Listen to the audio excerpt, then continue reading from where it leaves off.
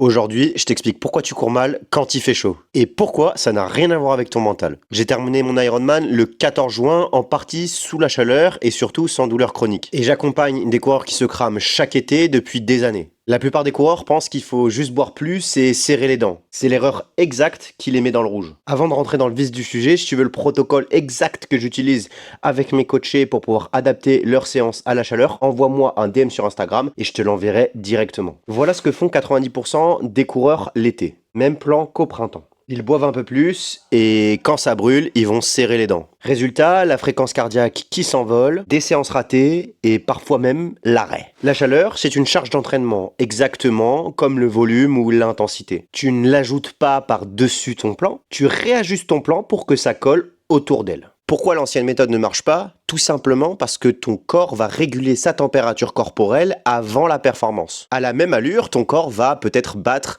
10 battements de plus. Et toi, tu crois courir pareil, mais tu cours déjà au-dessus. Avant mon Ironman, quand j'ai fait un half à l'entraînement, j'ai failli cuire. Puis j'ai mis en place la stratégie d'hydratation et de nutrition qui m'a permis de tenir 42 km malgré cette chaleur. La première étape, ça va être de réguler à la fréquence cardiaque et pas à l'allure. L'allure va baisser naturellement, mais la fréquence cardiaque, elle, ne mentira pas. Le deuxième point, ça va être de déplacer les séances tôt, que ce soit le matin à la fraîche ou le soir quand c'est un peu plus calme. 3, ça va être de réduire le volume sur les séances dures et de les passer en séance easy. Par exemple, tu as une séance d'une heure, tu la passes en une demi-heure et tu fais des petites boucles autour de chez toi pour pouvoir rester bien hydraté, mouiller ton t-shirt et mouiller ta casquette par exemple. 4, il faut t'hydrater également avant, pas seulement pendant. L'hydratation que tu vas avoir pendant la course dépend énormément de ce que tu as pu manger par exemple la semaine. Manger des concombres, des pastèques, etc. peut être une super stratégie. 5. Il va falloir une acclimatation progressive. Au même titre que l'entraînement, tu dois y aller progressivement avec du volume et de l'intensité, et bien c'est pareil avec la chaleur.